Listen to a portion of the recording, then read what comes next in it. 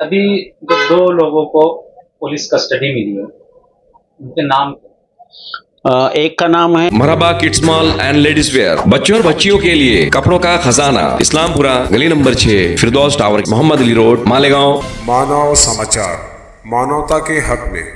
ये दो शख्स को आज लाए थे कोर्ट के अंदर और बड़ा बंदोबस्त भी था पुलिस लोगों का, काफ़ी भीड़ थी और वहाँ पे उन्होंने 7 दिन की पुलिस कस्टडी रिमांड की मांग की थी। उसमें जो तपास करने वाले जो ऑफिसर है वो भी हाजिर थे और वहाँ पे सरकारी वकील की पहले बहस हुई, बाद में मैंने उसका जवाब दिया। उसके अंदर मेरा कहना इतना था कि एफआईआर जो यानी जो बेस रहता है कौन से भी केस का, एफआईआर के अंदर ये आरोपी का कहीं जिक्र नहीं है, कहीं उनका नाम नहीं है, जिससे उनको बिला वजह यहाँ अटक किया गया है। ये बात मैंने कोर्ट के सामने रखी।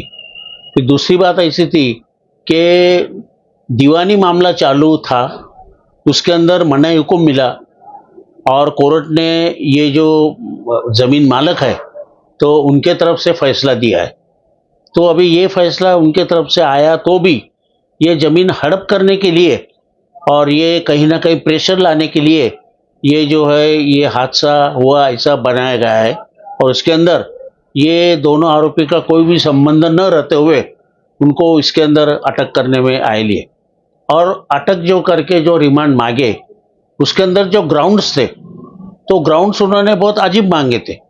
उसमें ग्राउंड क्या था कि वो आदमी जो शख्स है तो उसको एडमिट किए अपोलो हॉस्पिटल में। अभी वो एडमिट किए तो उसका आरोपी का उसके और तलाश करने में उसका कोई संबंध आता ही नहीं है। फिर दूसरा था कि भाई जो मोटरसाइकिल है उसका हमको रजिस्ट्रेशन नंबर होना। अरे भाई रजिस्ट्रेशन नंबर होना तो आरटीओ के पास जाओ तुम और वहां से रजिस्ट्रेशन नंबर लो। आरोपी का उसके अंदर कोई दखल आती नहीं है। और उन्होंने जो सीसीटीवी फुटेज जो था वो कोर्ट के सामने रखे ही नहीं। अभी सीसीटीवी फुटेज के अंदर हमको जो मालूमात मिली है तो उसका ये आरोपी का कोई संबंध ही नहीं है, वो बताए भी नहीं गए।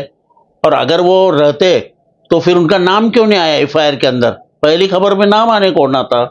तो ये ऐसे सब बातों का जिक्र हुआ और ये महत्व की ये जो पॉलिटिकल जो क्लाउड है यानी जो पॉलिटिकल प्रेशर है, फिरियादी बहुत यानी फेमस आदमी है तो इसलिए ये लोगों को फंसाया गया है। और जो काउंटर केस हुई है वो काउंटर केस के बारे में कुछ भी नहीं है।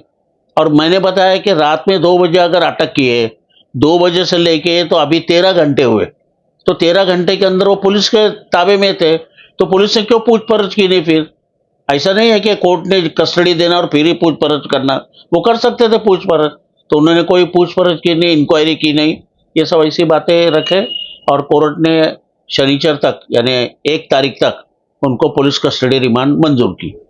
अच्छा, आपके मुताबिक अभी तक जो केस रखा गया है वो बेसलेस नजर आ रहा है आपको? बिल्कुल बेसलेस, एफआईआर में नाम ही नहीं ना, इसलिए सवाल ही ना था। एफआईआर में अगर नाम नहीं है तो इसमें क्या पुलिस पर कोई आरोप आ सकता है, ऐसा प्रश्न उठ सकता है पुलिस? नहीं, पुलिस के ऊपर प्रश्न जब केस चलेगा ना तो उस वक्त फिर प्रश्न उठेगा। अभी तो क्या है, बहुत इनिशियल स्टेज बोलते हैं ना, प्राइमरी स्टेज में अब ये इन्वेस्टिगेशन है। जिसे अपन पुलिस पे इतना ही बोल सकते हैं कि भाई तुमने सीसीटीवी फुटेज क्यों कोर्ट के सामने रखे नहीं, फिर तुमने जो काउंटर केस है उसके कागजात क्यों साहब के सामने रखे नहीं।